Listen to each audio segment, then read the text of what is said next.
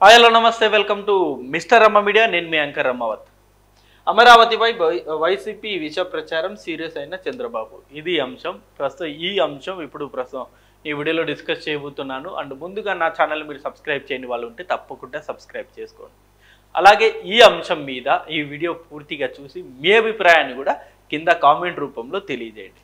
ఇప్పటికీ ఓడిపోయి కేవలం 11 స్థానాలకి పరిమితమైపోయిన వైఎస్ఆర్సీపీ పార్టీ, ఇటు వైఎస్ జగన్ గారేమో నిజంగా ధైర్యంగా మళ్ళీ ఎలాగైనా సరే 2029లో మళ్ళీ మేము అధికారంలోకి రావాలి, వైసీపీ అధికారంలోకి రావాలి అని చెప్పేసి ఆయన నిజంగా కష్టపడుతుంటే, కొందరు మాత్రం ఎవరైతే సోషల్ మీడియాలో యాక్టివ్గా ఉంటారో వాళ్ళు మాత్రం ఎట్టి పరిస్థితుల్లో 2029లో వైఎస్ జగన్ గారిని మళ్ళీ ముఖ్యమంత్రిగా చూడకూడదు అని చెప్పేసి కంకణం కట్టుకొని మరి కొన్ని ఫేక్ ప్రచారం అనేది చేస్తున్నారు. ఆల్రెడీ ఫేక్ ప్రచారం చేయడం వల్ల వైఎస్ఆర్సీపీ పార్టీ ఎంత ఘోరంగా దెబ్బతిందో మనం అందరూ చూసాం. వ్యక్తిగత విషయాలు కూడా గతంలో ఎలక్షన్ ముందు చాలా హైలైట్ చేసేవారు. మార్ఫింగ్లు చేసి ఫోటోలు వదిలేవాళ్ళు సోషల్ మీడియాలో. ఆడవాళ్ళ ఫోటోలు మార్ఫింగ్లు చేసి వ్యభిచారం చేస్తున్నారని చెప్పేసి ఇలా రకరకాల ఫేక్ ప్రచారం అనేది గతంలో ఎలక్షన్ ముందు చేశారు. సో దాన్ని ప్రజలు యాక్సెప్ట్ చేయలేదు. సో ఇలాంటి సంస్కృతి వద్దనుకున్నారు. అందుకనే కేవలం వైఎస్ఆర్సీపీ పార్టీకి 11 స్థానాలకు మాత్రమే పరిమితం చేశారు. ఇవాళ వైఎస్ఆర్సీపీ పార్టీ 11 స్థానాలకు పరిమితం అయిందంటే one of the main reason ఈ ఫేక్ ప్రచారం అనేది కూడా ఒక రీజన్.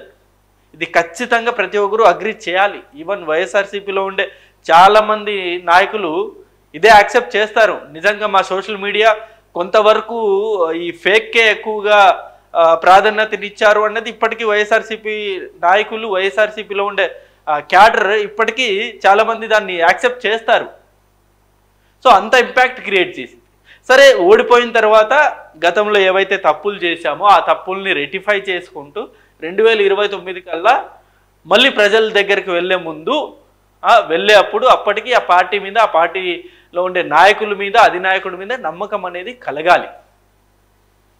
సో అలా పనిచేయాలి ఏ పార్టీ అయినా సరే గెలవాలంటే మళ్ళీ.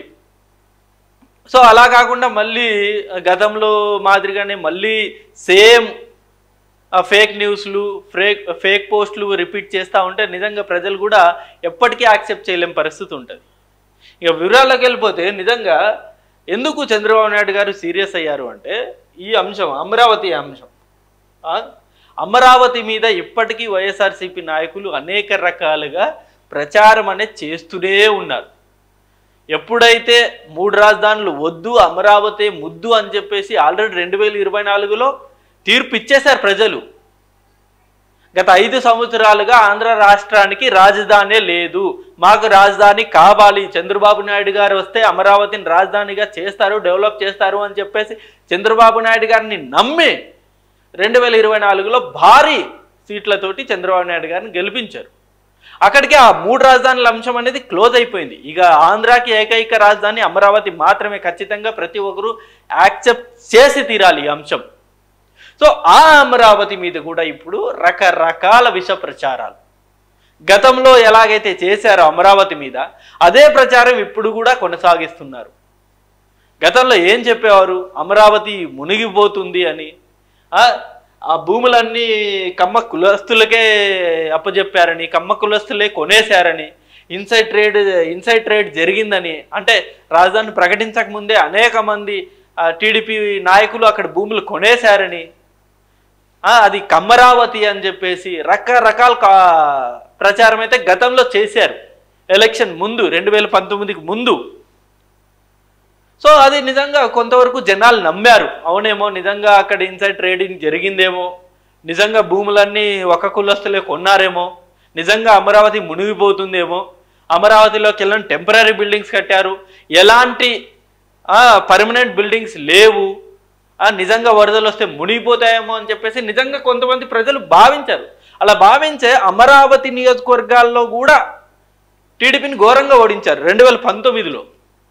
బట్ 2024 వచ్చేసరికి ఈ ప్రచారం ఏవి కూడా ప్రజలు నమ్మలేదు. 3 రాజధానులు ముద్దు అని చెప్పేసి జగన్ గారు ముందుకు తీసుకొచ్చిన, 3 ప్రాంతాలు అభివృద్ధి చేస్తాను అని చెప్పేసి ఆ 3 రాజధానుల అంశం అనేది ముందుకు తీసుకొచ్చినా సరే ప్రజలు దాన్ని యాక్సెప్ట్ చేయలేదు. దాని బెస్ట్ ఎగ్జాంపుల్ వైజాగే రాజధాని, నేను గెలిచిన తర్వాత వైజాగ్ నుండే నేను పరిపాలన చేస్తాను, నా ప్రమాణ స్వీకారం కూడా వైజాగ్లోనే ఉంటుందని చెప్పేసి వైఎస్ జగన్ గారు పదే పదే ఎలక్షన్ ముందు చెప్పినా సరే వైజాగ్ ప్రజలే దాన్ని యాక్సెప్ట్ చేయలేదు. అక్కడ ఘోరంగా ఓడించారు వైసీపీ పార్టీని. టీడీపీ పార్టీని భారీ విజయాలతో గెలిపించేశారు, భారీ మెజార్టీలతోటి. అత్యధికంగా మన తెలుగు రాష్ట్రంలోనే అత్యధికంగా మెజారిటీ వచ్చిన నియోజకవర్గం కూడా వైజాగ్ నుండే ఉంది. సో ఆల్రెడీ ఆ తీర్పు వచ్చేసింది ప్రజలకి. ఇక 3 రాజధానులు అన్నీ అక్కర్లేదు, ఇక అమరావతి రాజధాని ఉంటుంది ఖచ్చితంగా. దీని మీద కూడా ఇప్పుడు విష ప్రచారం చేస్తున్నారు. అంటే ఏం చేయాలనుకున్నారు? అంటే ఆంధ్ర రాష్ట్రం నిజంగా రాజధాని వద్దనుకున్నారా? ఎందుకు అమరావతి మీద అంత కక్ష ఎందుకు? రీసెంట్గా దీనికి సంబంధించి ఒక విలేకరు చంద్రబాబు నాయుడు గారిని ఒక క్వశ్చన్ అడిగారు విష ప్రచారం గురించి. ఒకసారి మీరు కూడా వినండి. లాస్ట్ 20 days గా అమరావతి పైన మళ్ళీ ఒక నెగిటివ్ ప్రచారాన్ని అయితే వైసీపీ కావచ్చు దాని అనుబంధ సంస్థలు చేస్తున్న పరిస్థితి. అంటే పర్టికులర్ గా ఈ ముంపు ప్రాంతంలో రాజధాని అవసరమా, చేయడానికి లక్షల కోట్లు ఖర్చు పెట్టాల్సిన పరిస్థితి, ఈ టైప్ ఆఫ్ వర్డ్స్ వైసీపీ నేతల నుంచి పర్టికులర్ గా వస్తాం. ఈ తెలివైన మేధావుల్ని చెన్నైని మార్చేయమండి, బెంగళూరు సిటీని మార్చేయమండి, బాంబే సిటీని మార్చమనండి, హైదరాబాద్ సిటీని మార్చమని. బుద్ధి జ్ఞానం ఉంటే మాట్లాడడం మానేయమనండి, బుద్ధి జ్ఞానం లేకపోతే మాట్లాడమని. మీ ఇంటి మీద నీళ్ళు వస్తాయని ఆకాశాలు పోతాను, ఇంటికి నీళ్ళు రాకుండా చూసుకోవాలి. ఇప్పటికే మర్యాద చెప్తే మర్యాద కూడా లేదు వీళ్ళకు. కరెక్ట్ పాయింట్ రైజ్ చేశాడు చంద్రబాబు నాయుడు గారు. నిజంగా ఆయన అన్న ఒక పాయింట్ ఏంటంటే, ఏ నగరం వరద ప్రమాదంలో ఏ నగరం లేదు మీరే చెప్పండి. చెన్నైకి ఆ సిచ్యువేషన్ లేదా? చెన్నైలో ఎప్పటికీ వరదలు రాలేదా? బెంగళూరు అన్నారు, బెంగళూరు ఎప్పటికీ వరదలు రాలేదా? ముంబై అన్నారు, ముంబై ఎప్పటికీ వరదలు రాలేదా? పోనీ వైజాగ్ అంటున్నారు కదా, వైజాగ్ ఎప్పటికీ వరదలు రాలేదా? లేకపోతే తుఫాన్ రాలేదా? ఇలాంటి ప్రమాదాలు ఏవి లేవా? అవి సేఫెస్ట్ నగరాలా అని చెప్పేసి చంద్రబాబు నాయుడు గారు చాలా క్లియర్ కట్గా అడగడం జరిగింది. ఆ వరదలు రాకుండా మనం ఏదన్నా చర్యలు తీసుకోవాలి, కానీ వరదలు వస్తాయని చెప్పేసి ఆకాశాన్ని ఎవరు నిచ్చనేయరు కదా అని చెప్పేసి ఆయన చెప్పిన మాట నిజమే కదండి. ఏ ప్రాంతం అంతెందుకు మనం జపాన్ గురించి ఎక్కువగా మాట్లాడుకుంటాం, టెక్నాలజీలో అతిపెద్ద నగరం. సో జపాన్లో ఇప్పటికీ సునామీలు వస్తుంటాయి, వరదలు వస్తుంటాయి. మొన్న చూశారు చైనా అనేక నగరాలు ఇప్పటికీ వరదల్లో మునిగిపోయాయి. అమెరికాలో వచ్చింది, ఏ నగరంలో రాలేదు చెప్పండి వరదలు. సో వరదలు అన్నాక ఖచ్చితంగా అది ప్రకృతికి సంబంధించిన అంశం. అది ఎప్పుడు ఎలా ఉంటుందో ప్రకృతి ఎవ్వరూ గెస్ చేయలేని సిచ్యువేషన్. సో దాన్ని పట్టుకొని అమరావతి మునిగిపోయింది అంటే వేరే ప్రాంతాలు ఏవి మునిగే సిచ్యువేషన్లో లేదా? అంతెందుకు మన హైదరాబాద్ ఏదైతే ఉంటున్నారో ఈ హైదరాబాదు వరదలు రావా? అంటే ఇక్కడ మునగదా హైదరాబాదు? బీభత్సంగా ఒక 6 hours వర్షం పడింది అనుకుంటే హైదరాబాద్లో. హైదరాబాద్ పరిస్థితి ఒకసారి మీరు చాలా వీడియోల్లో చూసే ఉంటారు, ఒకసారి రివైండ్ చేసుకోండి అది ఎలాంటి పరిస్థితి ఉంటుంది హైదరాబాద్లో.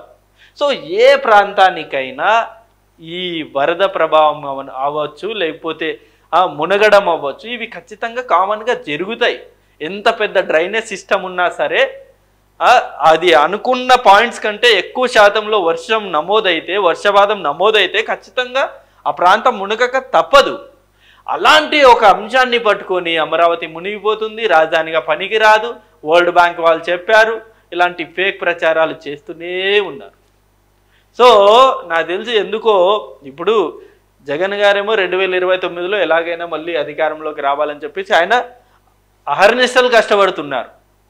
మొన్న విజయవాడలో వరదలు వచ్చినప్పుడు అక్కడ తిరగడం జరిగింది, అలాగే పిఠాపురం కూడా వెళ్ళడం జరిగింది. అనేక ప్రాంతాలు కూడా ఆయన వెళ్ళి ఎవరైతే ఈ బాధితులు ఉన్నారో వాళ్ళందరికీ భరోసానిస్తున్నారు, వైఎస్ఆర్సీపీ పార్టీ అండగా ఉంటుంది మీకు అని చెప్పేసి.